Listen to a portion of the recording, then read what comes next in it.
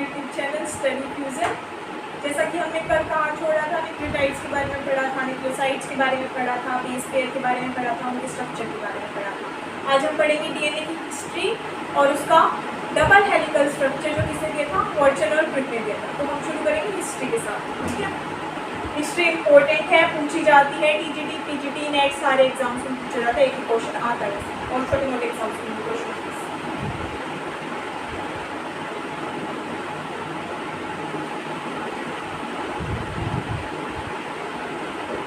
DNA की history शुरू कहाँ से होती है? 1869 से। ईयर क्या है? 1869। साइंटिस्ट का नाम है फ्रेडरिक मिक्सचर। फ्रेडरिक मिक्सचर जो साइंटिस्ट था वो प्रोटीन्स के ऊपर काम कर रहा था। प्रोटीन्स के ऊपर काम करते करते उसने एक्सीडेंटली न्यूक्लिक एसिड को डिस्कवर किया था। वो लेके आया था व्हाइट पस सेल, जो ये पट्टी वगैरह से निकलती है ना, जो हॉस्पिटल में यूज पट्टी थी, उससे उसने व्हाइट सेल निकाली और उसमें उसने पस सेल निकाली और उसमें उसने डीएनए को डिस्कवर किया था। उसने नाम क्या दिया था? उसको नाम दिया था उसने न्यूक्लिन। क्या नाम दिया था? न्यूक्लिन नाम दिया था, ठीक है। फ्रेडरिक मिक्सचर के बारे में पूछा जाता है कि किसने डीएनए की डिस्कवरी की थी, तो किसने की थी? फ्रेडरिक मिक्सचर ने की थी, ठीक है। उसके बाद साइंटिस्ट का नाम आता है Albert question. 1881 Albert question. Albert question ने कोई खास काम नहीं किया था, बस जो न्यूक्लिन था उसको नाम दे दिया था न्यूक्लिक एसिड,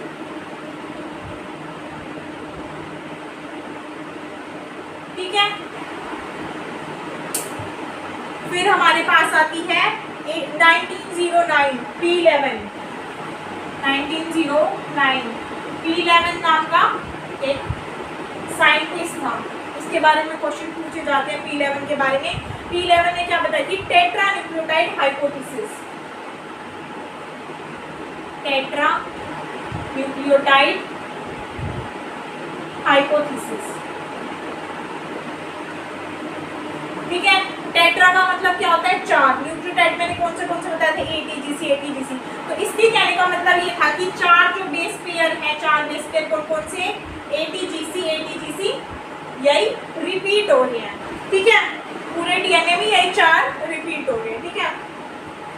ये तीन साइंटिस्ट नोट कर लिए। इसके बाद आगे चलते हैं, चलो।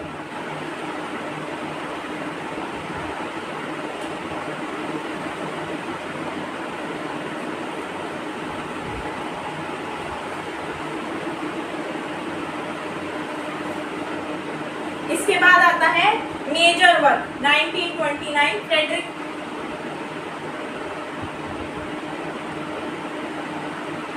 पता नहीं फ्रेडरिक क्या है, पर ग्रिफ्ट एक्सपेरिमेंट के नाम से हम इसे जानते हैं, ठीक है। ग्रिफ्ट ने क्या किया था? एक स्ट्रेप्टोकोकस न्यूमोनिया लिया था। स्ट्रेप्टोकोकस न्यूमोनिया क्या है? बैक्टीरिया है। क्या है? Streptococcus pneumonia. इसने बैक्टीरिया लिया था। इस बैक्टीरिया के दो स्ट्रेन होते हैं, ठीक है। एक होता है एस स्ट्रेन, एक होता है आर स्ट्रेन। जो एस स्ट्रेन होता है वो होता है वायरुलेंट। वायरुलेंट मतलब अगर वो हम किसी में इंजेक्ट करेंगे, उसने इंजेक्ट किया था माइस में और माइस की होगी थी डेथ। क्या है ये? इंजेक्ट किया माइस में और उसकी होगी थी डेथ। जबकि जो आर स्ट्रेन है, अगर वो इंसेक्ट में माइस में अगर इंजेक्ट किया था तो उससे कुछ नहीं हुआ, डेथ वगैरह उससे नहीं हुई, वो नॉर्मल सर्वाइव कर रहा था, ठीक है। अब उसने कैसे इसके आगे काम किया है इन दोनों पे, ये देखते हैं।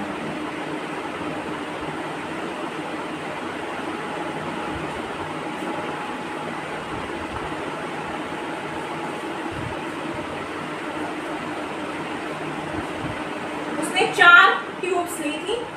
ये मैं 4 यहाँ पे टेस्ट ट्यूब बना रही हूँ ताकि आप आराम से समझ सकें, ठीक है।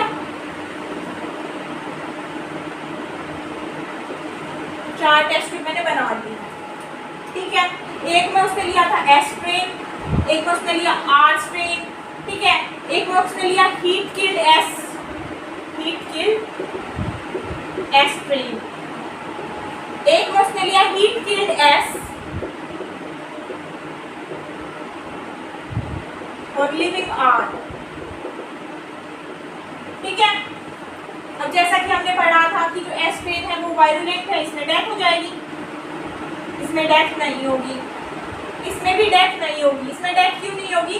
क्योंकि जो S है वो हीट फील्ड है, हीट फील्ड है मतलब उसका मटेरियल ब्रेक डाउन हो चुका है उस टेम्परेचर पे। ठीक है, अब इसमें क्या हुआ ये गौर करने वाली बात है। जो हीट फील्ड S था उसने ट्रांसफॉर्म कर दिया R को भी वायरुलेंट बना दिया उसमें, और उसमें होगी डेथ। ठीक है, किसकी डेथ हुई है? माइस की डेथ हुई है। किसमें चेक किया था हमने? माइस में चेक किया था। इससे प्रूव हो रहा कि कोई ना कोई जेनेटिक मटेरियल है जो ट्रांसफर हो रहा है। ठीक है, मेजर डिस्कवरी की है डीएनए की हिस्ट्री में।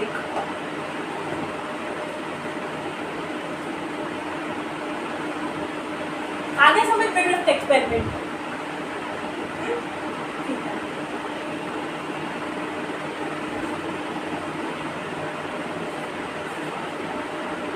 अब ग्रिफ्थ एक्सपेरिमेंट के बाद हम करेंगे एस्टबरी की बात, एस्टबरी और बेल। एस्टबरी और बेल, ठीक है, और ईयर कौन सा है? ग्रिफ्थ का कौन सा था? 1928, इसका है 1938, यानी कि 10 साल बाद 1938, 10 साल बाद कोई डिस्कवरी हो रही है डीएनए की। इसने बताया था piles of pennies model, piles of pennies model. इसमें क्या बताया था? जो बेस पेन है वो एक दूसरे के ऊपर स्टैक्ड है। स्टैक्ड का मतलब क्या होता है? ऐसे एक दूसरे के ऊपर। ठीक है, चलो इसके बारे में इतना ही था।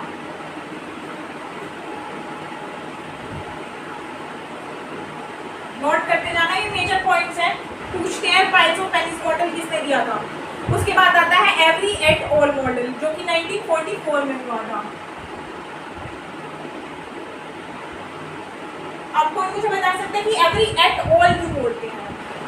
हाँ, एट ऑल हम इसलिए बोलते हैं जब एक से ज्यादा साइंटिस्ट इन्वॉल्व होते हैं तो हम एक साइंटिस्ट का नाम लेके उसके पीछे एट ऑल लगाते हैं। इसमें 3 साइंटिस्ट इन्वॉल्व थे, एक तो यही है एवरी, एक था मैककार्डी और एक था ओसवाल्ड। ठीक है, चले आगे। इसने क्या बताया था? इन तीनों ने क्या बताया था? इन्होंने ली थी ट्रांसफॉर्मेशन के लिए, इन्होंने 3 ट्यूब ली। 3 साइंटिस्ट थे, इन्होंने 3 ट्यूब ली थी। आयरनी है ना, वही लिया इन्होंने ग्रिफ्थ एक्सपेरिमेंट को कंटिन्यू करके। क्या क्या लिया? हीट फील्ड S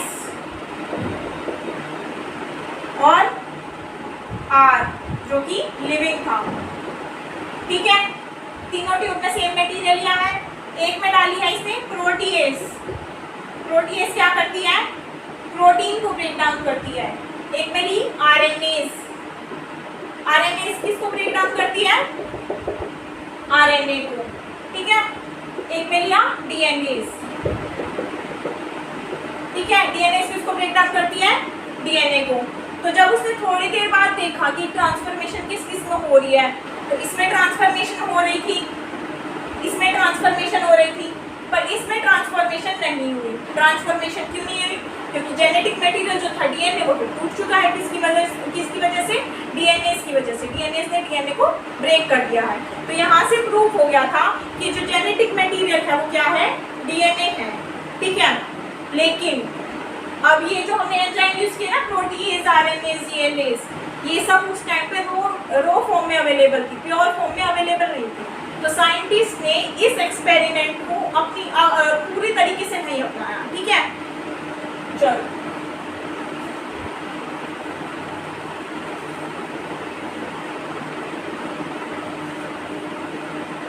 इसके बाद आती है 1950 चार्कफ रूल। बहुत ज्यादा इंपॉर्टेंट है चार्कफ रूल।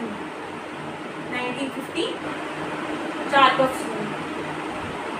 चार्कफ रूल ने बताया कि जो पायरिमिडीन है और प्यूरीन है उनका नंबर इक्वल रहेगा। अब जैसा कि मैं पिछली वीडियो में बता चुकी हूँ, प्यूरीन क्या होते हैं? ए और जी, बताया था ना गाने से बताया था ए जी ओ जी करके, ठीक है। और ये क्या था, थायमिन और साइटोसिन, ठीक है। ये है चार्ल्स रूल, ठीक है। अब इस जो फॉर्मूले का है ना यूज होगा आगे, जब वाटसन और क्रिक का वो आएगा ना मॉडल, तब उसमें ये यूज करेंगे इसका।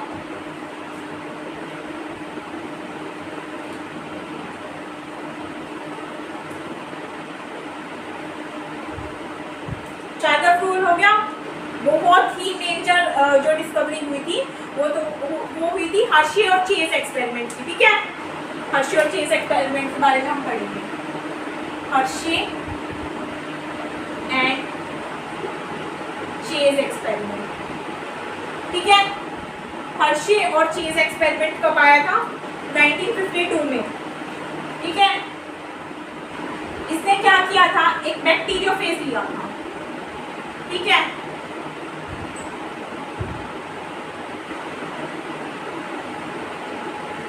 इसको लेबल कराया था, ठीक है।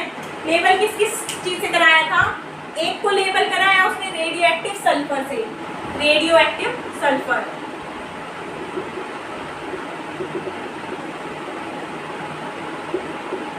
एक को कराया रेडियो एक्टिव फॉस्फोरस से,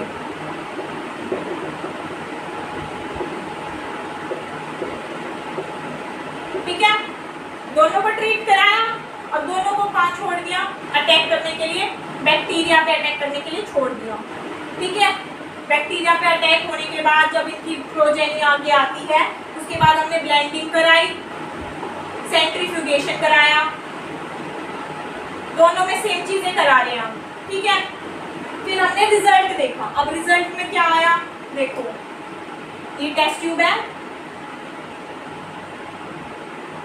टेस्ट ट्यूब में दो चीजें होती हैं जब हम सेंट्रीफ्यूगेशन कराते हैं, एक होता है पैलेट। पैलेट क्या होता है, जो नीचे सॉलिड मटेरियल होता है जो ब्रेक डाउन होकर आता है, ठीक है। और ऊपर होता है सुपरनेटेंट,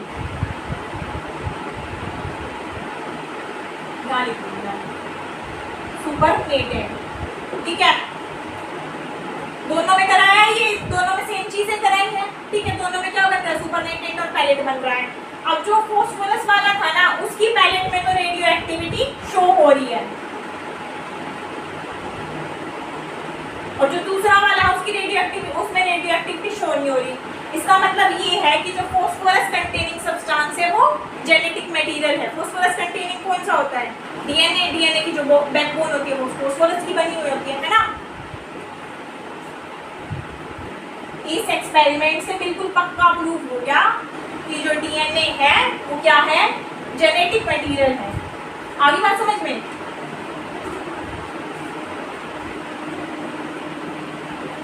चलो आगे चलते हैं, ठीक है। इसके बाद आया 1953 लाइनस पॉलिंग। लाइनस पॉलिंग कहता है कि जो डीएनए का स्ट्रक्चर है वो क्या है, ट्रिपल हेलिकल है, ठीक है। जो कि आज के टाइम पे गलत प्रूव हो चुकी है, किसकी मदद से, वाटसन और क्रिक की मदद से, ठीक है। इसके बाद आती है 1950 में ही, 50s के आसपास ही, रोजालिंड फ्रैंकलिन।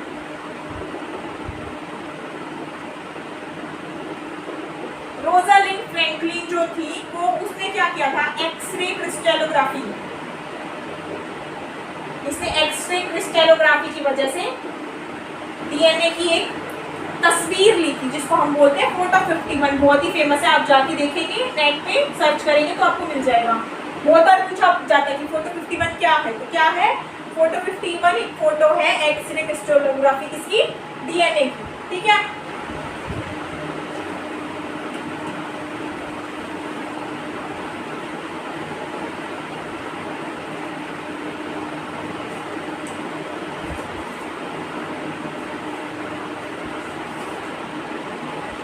अब आते हैं हम किस पे, वाटसन और क्रिक पे। अब वाटसन और क्रिक ने क्या किया, वाटसन और क्रिक ने क्या किया, जो रोजालिंड फ्रैंकलिन की फोटो 51 थी ना, वो उसकी सुपीरियर से ले, सुपीरियर यानी कि रोजालिंड फ्रैंकलिन जिसके अंदर काम करती थी, यानी कि विल्किंसन के अंदर, ठीक है। उससे फोटो 51 को ऑब्टेन किया, चार्ल्स रूल लगाया और डबल डबल हेलिकल स्ट्रक्चर हमें दिया, ठीक है। तो कब दिया था वाटसन और क्रिक ने? 1953 में, डबल हेलिकल स्ट्रक्चर, ठीक है। अब हम डबल हेलिकल स्ट्रक्चर के बारे में पढ़ेंगे डिटेल में। ये चीजें नोट कर लेना अच्छे से, वाटसन और क्रिक के बारे में पूछा जाता है।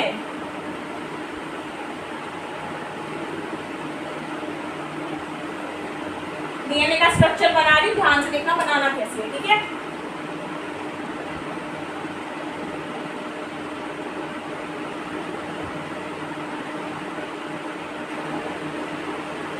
ठीक है, बना दिया।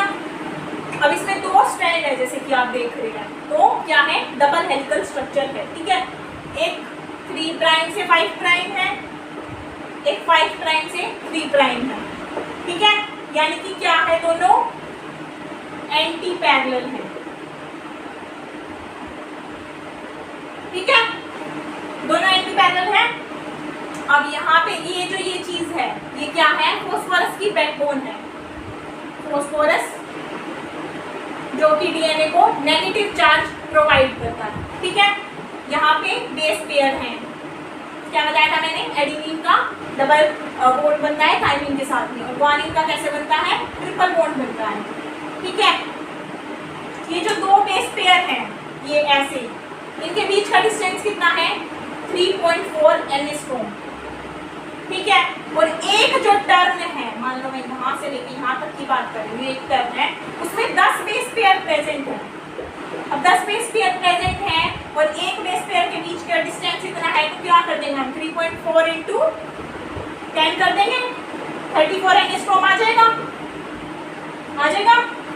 क्या बताया मैंने? एंटी पैरेलल है, फॉस्फोरस है जो कि नेगेटिव चार्ज प्रोवाइड करता है, कॉम्प्लीमेंट्री है दोनों स्ट्रैंड्स।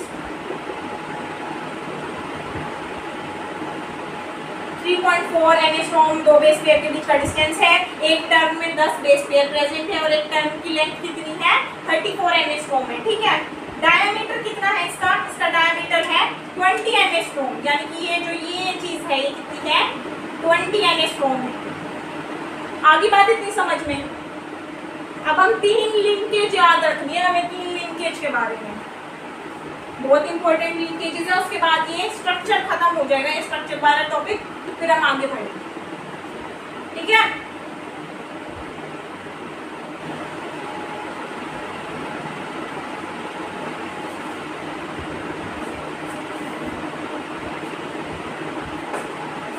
चलो आगे बढ़ते हैं, ठीक है।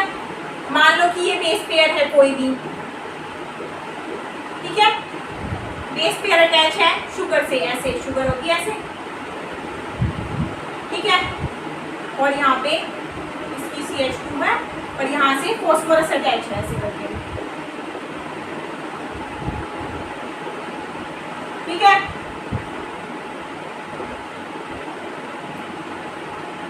तो दो लिंकेज यहाँ पे दिखा रही हूँ मैं। जो बेस पेयर के साथ में शुगर की लिंकेज है वो है ग्लाइकोसाइडिक लिंकेज,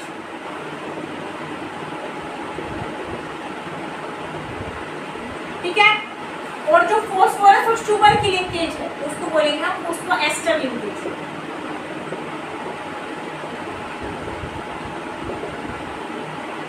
ठीक है। अब दो फॉस्फोरस जो बैकबोन है वो आपस में जुड़ी रहेगी, यहाँ से मान लो, यहाँ से अब मैं ऐसे बना दूँ एक पी ऐसे करके, यहाँ से वही CH2 दोबारा से ऐसे, यहाँ पे एक और बेस पेयर है, ठीक है। तो जो ये वाली लिंकेज है, ये वाली लिंकेज, इसको हम बोलेंगे फॉस्फोडाइएस्टर लिंकेज, फॉस्फोडाइएस्टर। यहाँ पे कौन सी थी? फॉस्फोएस्टर, यहाँ पे कौन सी है? फॉस्फोडाइएस्टर। डाई कैसे याद रखोगे कि दो फॉस्फोरस इसमें इन्वॉल्व है, ठीक है। आज के लिए इतना ही। See you later in the next class.